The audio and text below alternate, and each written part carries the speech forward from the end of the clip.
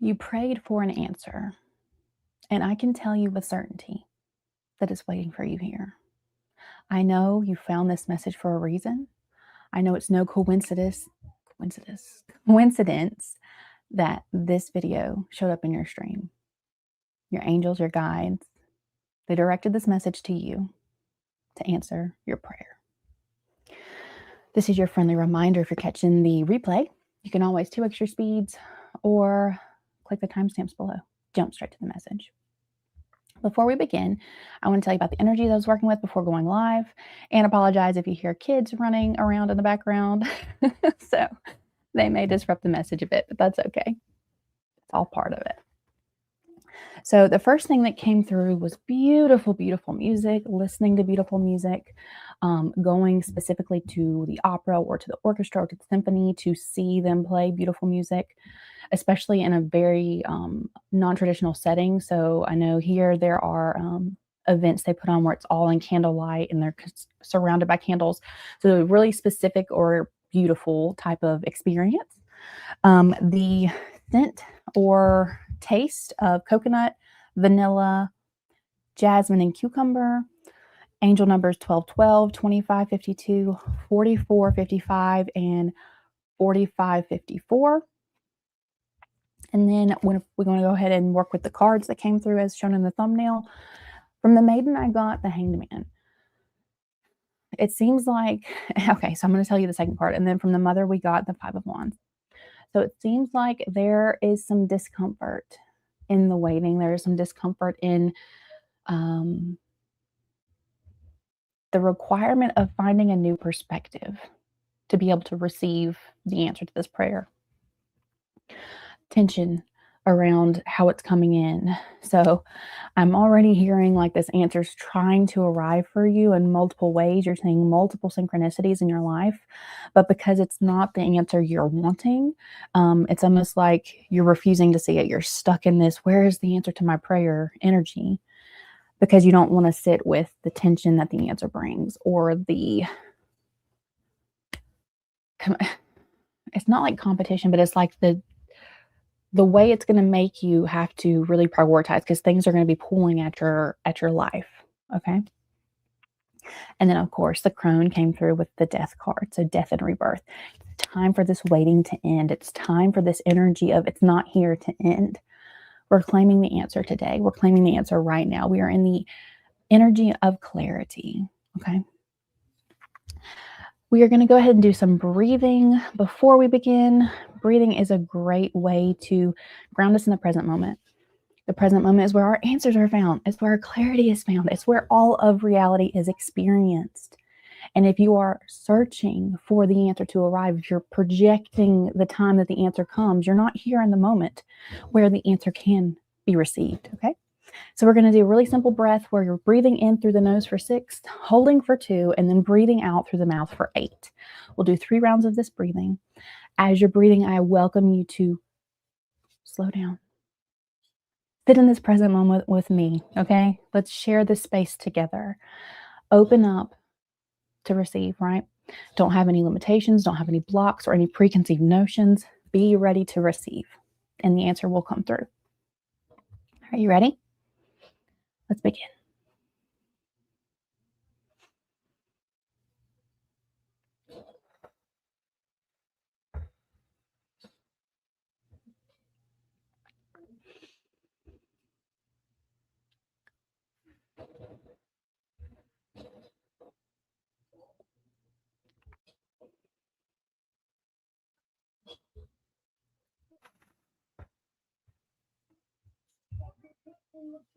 Very beautiful.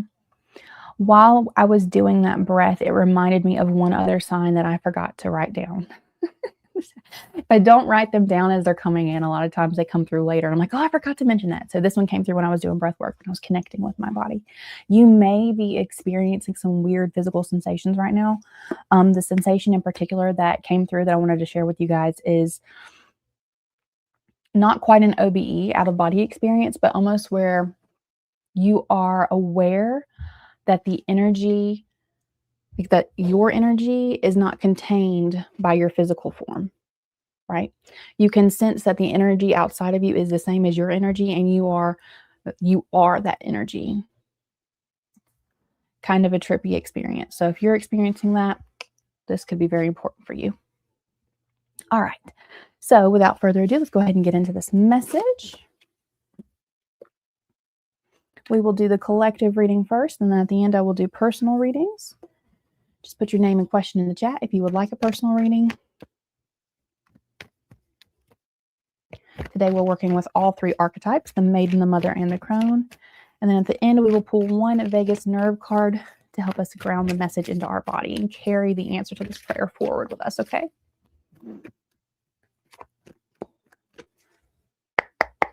Maiden.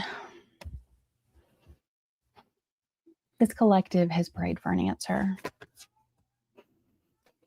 You're holding on too tight, guys. 4 Pentacles. You're holding on too tight to what you think the answer is. Yeah, we got to be balanced. All right, that's not the cards I didn't finish asking, but that already popped through. Yeah, like with the Hanged Man coming out earlier, you are holding on too tight. You are ruminating in a... Unfortunately, the answer to our prayer is not always the answer that we want, right? That doesn't mean it's not the answer for our highest good or the answer that will serve our lives the best. Okay. And first of all, you prayed. You asked for guidance. You asked for help.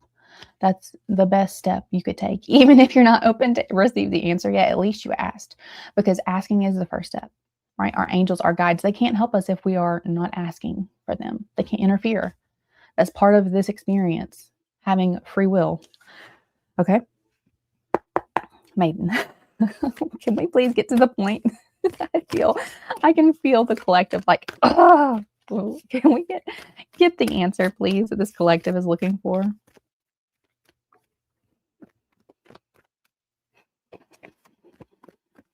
She's saying that's how you feel about the answer. Yeah, that's the entire point. Like, connect to your breath.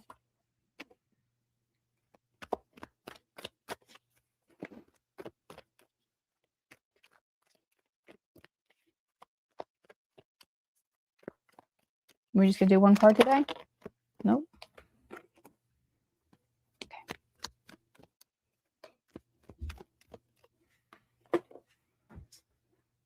All right, you have the Page of Wands on the bottom of the deck. There we go. You guys will bear with me today. I'm not sure how I'm going to do this reading. Oh, that'll work. Perfect. My desk is at the office, so I don't actually have a desk in here. And any of my flat surfaces are in the other places in the house, and my kids are roaming wild and free. Would not be good. All right, Mother, can we now please get clarity? The answer to this collective's prayer. They are open now to receive the answer from Spirit. Can we please give them clarity for what the answer to this prayer is? I heard you've asked with your head, but not your heart. So intention with your heart for the answer to come through. Intention with an open heart, that no matter what answer comes through, you're going to keep your heart open. You're going to remain open. That was beautiful guidance there, Mother. Thank you.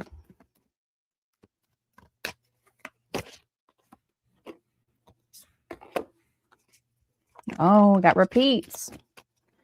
We had the Page of the Page of Wands on the bottom of the Maiden's deck, and it came out here. I knew that card was going to come out. Oh man, I should have mentioned it. All right, this specific card has been calling my attention for like 3 days. I keep seeing it. The colors, and I haven't read this story, but I watched a documentary on elephants, and so I know this is probably about the way that they mourn the loss of not just their children, but also like members of their family. They go back to the remains and they mourn them for years after they were gone. Oh wow, I just mixed that up, but 2 of Wands on the bottom of the deck here. All right, and the last deck is dedicated to the Crone. Crone, can we please have guidance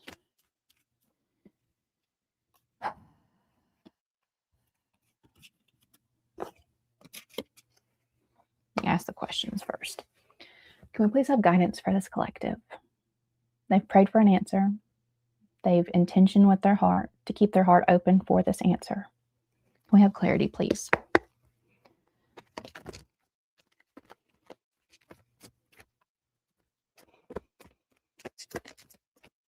Thanks. The Six of Cups on the bottom of the deck. See that? Okay.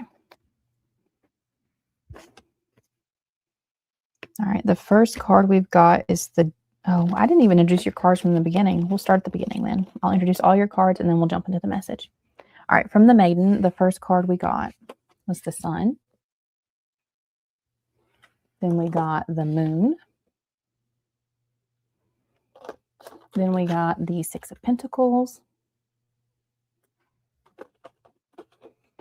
From the Mother, we got the Brusha, which is the bonus card in this. It means the Witch. The Page of Wands. Again, this is that duplicate card I was talking about because we have it on the bottom of the deck from the Maiden. And the Five of Cups. We're definitely going to read the Five of Cups story today and see that in our future. And then from the Crone, we have the Devil. The Death card again. This came out in my pre-work. This is in the thumbnail. That's why I do this. I don't make this stuff up. And the Six of Swords. See that? The Six of Swords. All right. So you've prayed for an answer. You've been tense. You've been holding on to a timeline, a story, a way that this answer needs to unfold in your life.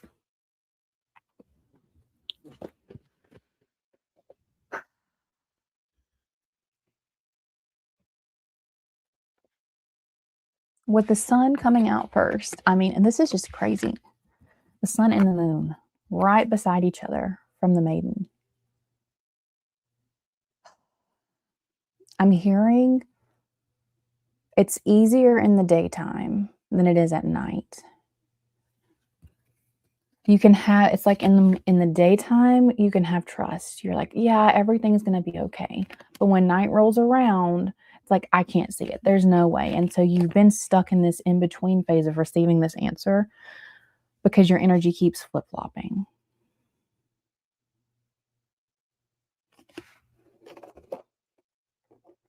And that's really interesting because we had Temperance come out earlier when I was shuffling. I don't think the point here is to reject the trust or the optimism or to reject the fear. I think the point here is, yeah, with the Six of Pentacles, to allow both to be there, right? To allow both to exist without making it mean something, right? Joy, optimism, it's a fleeting thing. Sadness, it's a fleeting thing. Now, a lot of us experience one or other of the emotions a lot more. And we definitely do have a lot of control over how those emotions show up in our lives. But in particular, when it comes to this prayer, it's surrendering to those surrendering to those experiences around the prayer, right? Even though I don't know how it's going to show up, I know I am taken care of. I know that the universe is always providing for me, that I have a charitable existence because the universe will always provide what I need. Even when I can't see it, even when my brain is scared and crying and, you know,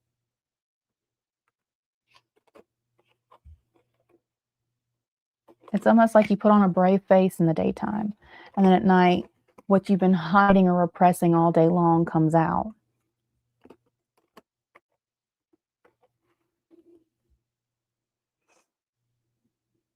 Yeah, but it's time to be generous with yourself, right? To be generous with yourself and allow yourself to feel both sides of those emotions. Yeah, okay, now we're moving on to the Mother. We have the Brusha here. So this is the witch that is completely in tune with magic, completely in tune with the earth elements, very much in a seasonal cyclical cycle. And again, with both of these coming out, both of these coming out from the maiden, that cycle of day and night, right? So you've been fighting so hard against that cycle.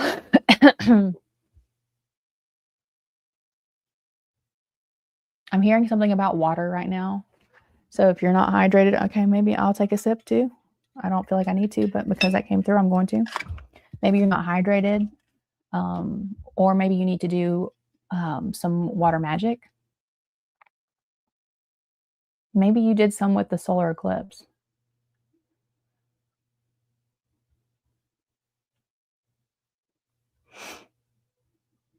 There's something about when you connect to the cycles, it reminds you. Yeah, okay. So it has to do with, I feel like this isn't the first time you've had this prayer. It's like this prayer was something you prayed about a long time ago and you thought you had the answer.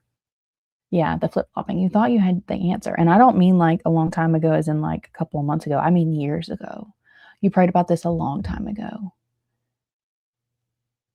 And maybe you tried to do something to impact it, like you tried to manifest the answer or you tried to control the way that it came into your life. But everything in your life, the universe is just showing you, hey, surrender to the cycle of this. Surrender to this experience. Stop expecting it to be a certain way.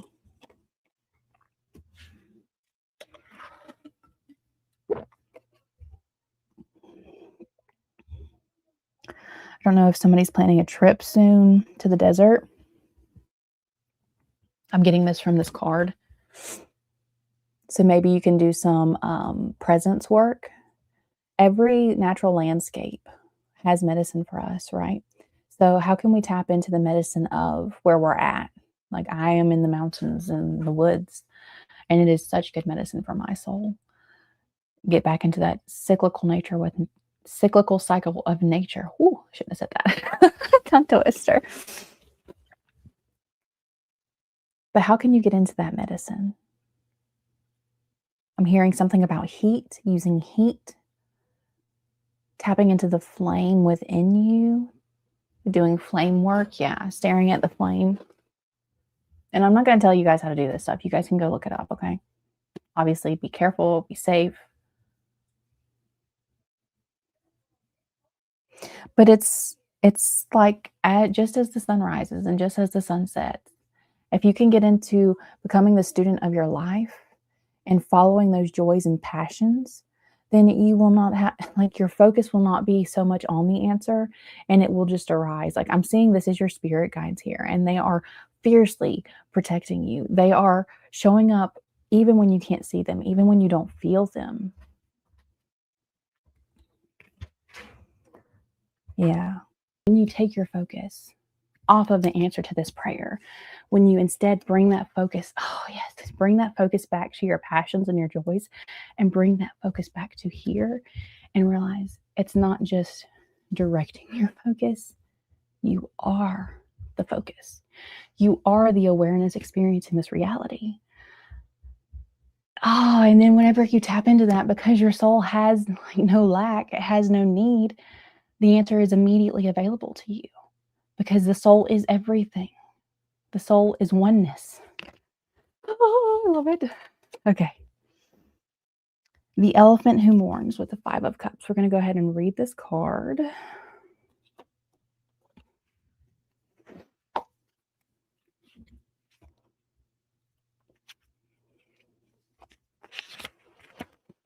Okay. See that? There we go. Amidst trials of loss, sadness, and treachery, you are destined to uncover the truth. Only then can you evolve through change in your shadow self to emerge triumphant. Ooh. A period of sorrow is upon you. You feel that you have a genuinely heavy heart, and adversity has gotten the better of you. The 5 of Cups suggests that your shadow self is more likely to be triggered if you avoid your issues. What was I talking about? You're like repressing the answer. You're like, these things keep popping up in your life, and you're like, no, no, that's not the answer. That's not the answer. But your spirit team is like, yes, we're right here beside you. Please just listen to us. Please just look. Well, you're asking and we're trying. And you're like, nope, nope. During this phase of disappointment, that's what I told you. Just because you prayed for an answer doesn't mean it's going to be the one you want. And it's okay to be disappointed in the answer. That's part of experiencing life as a human, right? It's okay. Heavy emotions weigh you down, so it's best not to make big decisions. Alternatively, you may find yourself unmotivated to deal with your disappointments, simply wishing to be left in peace. What was I saying? You're in that like hang the man, like I'm just going to hang out here because I don't like everything that I'm hearing. However, when your adversities exceed your capacity to deal with them, it's time to ask for help. Yeah. And so if you have not asked for help from your spirit team, you need to. If you have not asked for guidance from your friends, you need to. And the one piece of advice I would give there is do not ask anyone for advice if you would not switch lives with them in the area where you're asking for that advice. If you need advice from someone about relationships, don't ask your friend that's been single forever. Don't ask your friend that's unhappily married, right? Go to someone that has what you want, and that's who you get the advice from. Don't ask your parents for money advice if they've kept you in this looping lack mentality when it comes to money. Go ask a professional, a financial advisor, or go ask someone that is abundant, right? Seeking help from an appropriately qualified source helps you gain much needed perspective. What did I just say? Appropriately qualified. Ask people who have what you actually want. Just because you trust someone doesn't mean that they have the best advice to give you, right?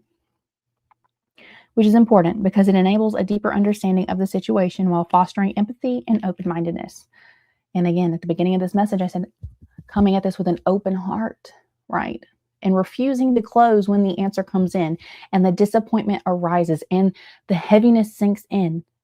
Refusing to close your heart, refusing to close off connection just because what the answer is not happy. It's not what you're looking for.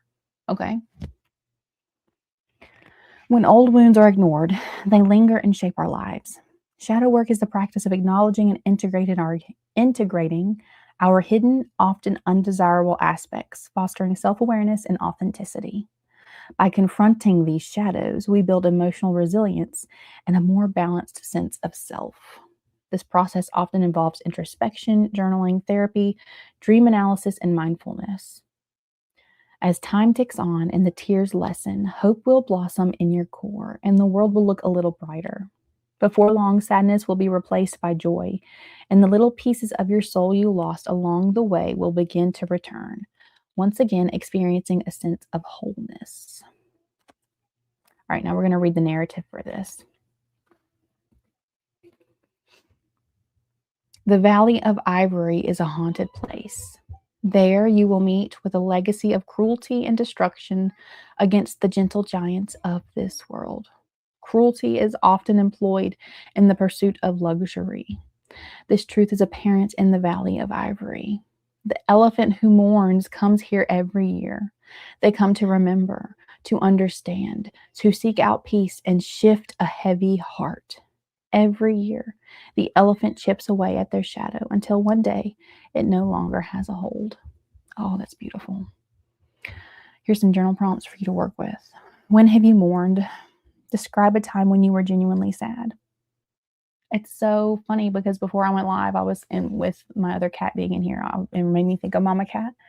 And she's been on a few of the readings. You might have seen her.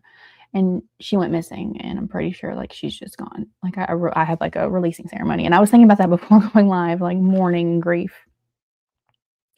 How often and how easily do you have a good cry? Yeah. Do you know it's okay to cry? Do you know that when you're crying, your body is actually regulating itself in real time?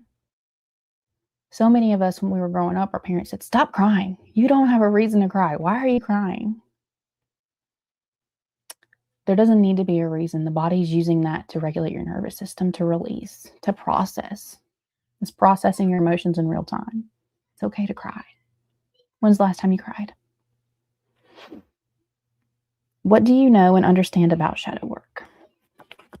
And then one other thing I wanted to talk about with this card, especially since the idea of the weird physical sensations came up. The documentary I watched about elephants talked about how they remember the path through the desert to the watering holes. Kind of like when sea turtles go back to where they were born, like that intrinsic knowing. They have this knowing and they follow it, and they can also feel the water veins under the earth, miles under the ground. So something about these physical changes in your body, trusting them, allowing them to lead you the way these elephants do, allowing them to be your guide and to trust intuitively that everything is working out for you. Okay. And maybe this is you're praying to release grief. That could be the whole situation. And grief can come up in a lot of different ways. It can be grief in the loss of a loved one. It can be grief at the loss of your identity, the loss of who you used to be. Honestly, I've when I think about the things I've grieved in my life, there's two parts of me, two parts that I remember. When I lost my grandfather and my grandmother, different maternal and paternal, I was very young, and so those hit me kind of hard. But when I grieved the loss of myself, the loss of any identities that I had during my ego death and as part of my spiritual growth, that was massive grief. Because it's not just grieving this life, it's grieving every life and every pain that we've had before. We moved out. If we move now to the message from the crone, she starts off with the devil card here. So again, what I'm hearing is when you prayed for this answer, now that you're coming at it with an open heart, you're going to have the clarity and awareness to see where you've been keeping yourself chained to an answer that may not be the right answer, to an expectation or projection of a story that needs to unfold. You're going to experience now and see all the ways that your behaviors keep trying to repeat themselves. And maybe the opposite is true. Maybe it's not that you're not letting yourself cry, it's that you keep letting yourself cry. Because you know the answer isn't what you want, you keep letting yourself cry.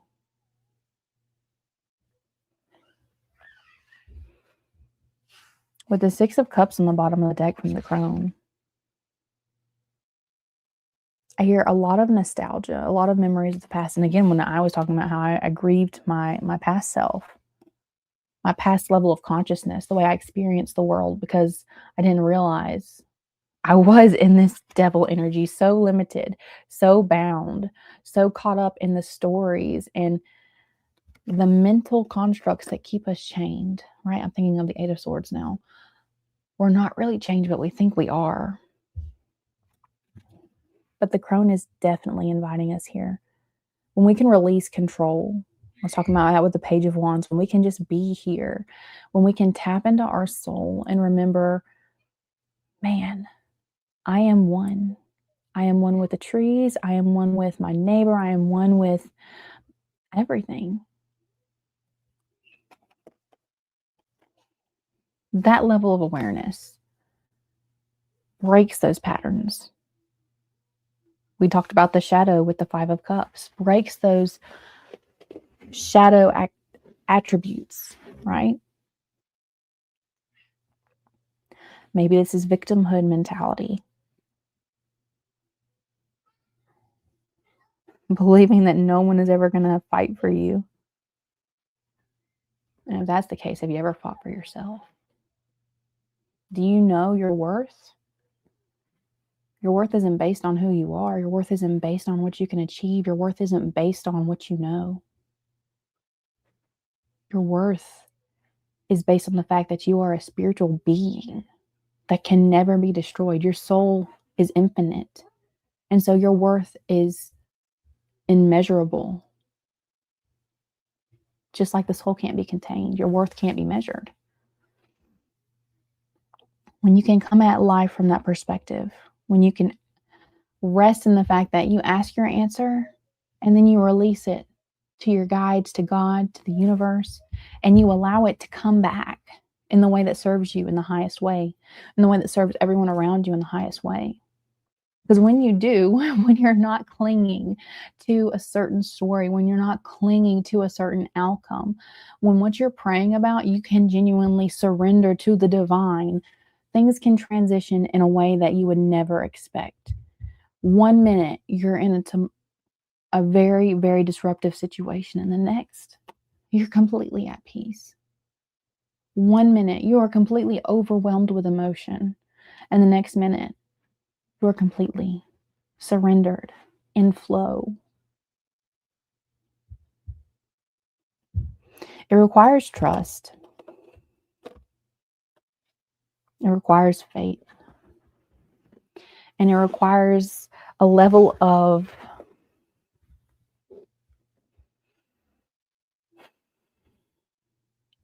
I'm thinking lack of fear. I don't know what the word for lack of fear is. Courage? I don't know. That's not the word I want to think about, but like, guys, I used to be terrified of everything. I would have panic attacks over things that would probably never, ever, ever happen in my life. Anxiety over the silliest of things. Like, I would have panic attacks about being lost in space and floating around in space. I don't do psychedelics. There's no reason for me to have these random thoughts, but I would have random fears, guys. And now one of my favorite things to do is to meditate and imagine myself dancing in the cosmos. It's my happy place now, and it used to be one of terror. You need to completely alter the way you're coming to spirit for this answer. Because if you're coming from control, and if you're coming from lack, and if you're coming from, well, the answer's never going to come, you're never going to get the answer. Open your heart. Open your mind to a different way of thinking. Open your mind to a different way of viewing the world. And you'll be amazed at what comes through. Okay, we're going to pull a calm card today from this Vagus nerve deck to ground this message into our bodies, and then I'll move on to personal readings. Okay, polyvagal theory basics. This sounds like a lot of words I'm not going to be able to say. This exercise enhances relaxation and emotional regulation by improving blood flow to the brainstem. It positively impacts the ventral branch of the vagus nerve while optimizing spinal flexibility. Gently rotate your head a few times in each direction, noting your range of motion as well as any pain or stiffness. So rotating your head, noticing when you have resistance and pain or when your neck starts cracking like mine. And then you want to go the other way, full rotation. Paying attention to your body. Lie on your back and interlace your fingers behind your head, gently cradling it. Keeping your head still, shift your eyes to the right, looking as far as is comfortable. Maintain this position for up to a minute, looking for relaxation cues like sighing or swallowing. Return your gaze to the center, then repeat with your eyes to the left. Again, looking for relaxation cues. Release your hands and sit up. Take a moment to reassess your range of motion and gauge any improvements. Okay, so after you do that exercise, you're going to want to do the whole neck thing again. And notice if you have improved range of motion. You can also do like how far can you look over your shoulder, right? All right. Polyvagal basics theory. All right. We're going to now open it up to personal readings. If you would like a personal reading, please put your name and question in the chat. I'm going to go ahead and open up the chat.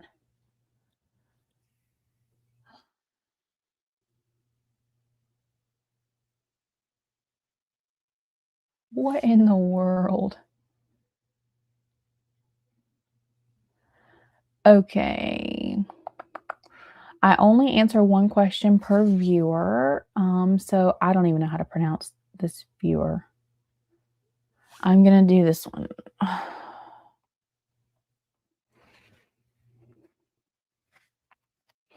You're a Capricorn. I'm a Capricorn too.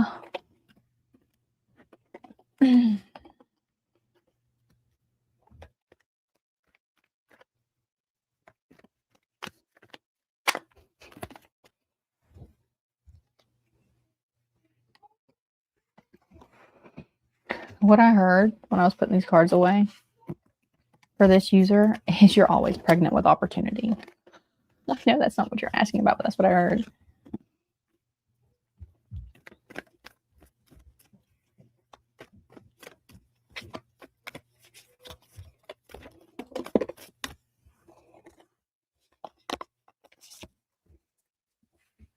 Okay.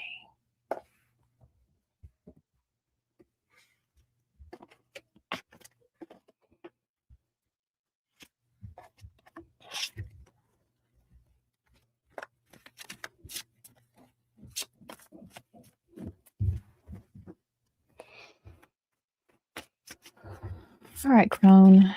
Is this user YAQIDE,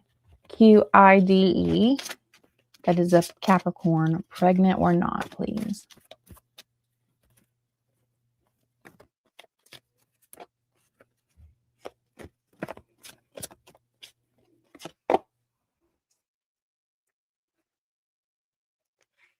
I thought so.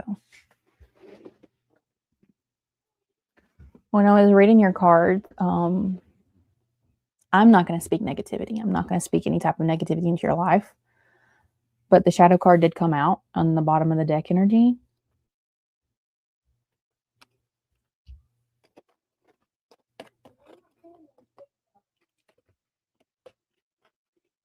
The journey to pregnancy could be long and arduous for you. Don't announce your pregnancies early. Wait until you're 2 months pregnant to announce a pregnancy. I do see that you have the potential for a very, very large family. Okay. I do think you're pregnant. I wouldn't tell anybody though. And I would surrender all of your pregnancies to the divine. Okay. See if there's any other questions.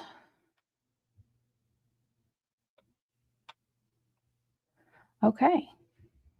That's all we have today. Thank you guys for joining me. Thank you guys for sharing your space, your energy with the channel. Really helps us grow. If you have not, please like and subscribe.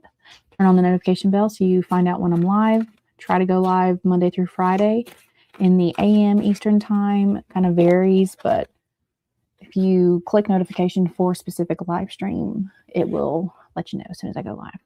Okay. I always want to remind you in this channel, always come as you are and stay as you become. Bye, my friends.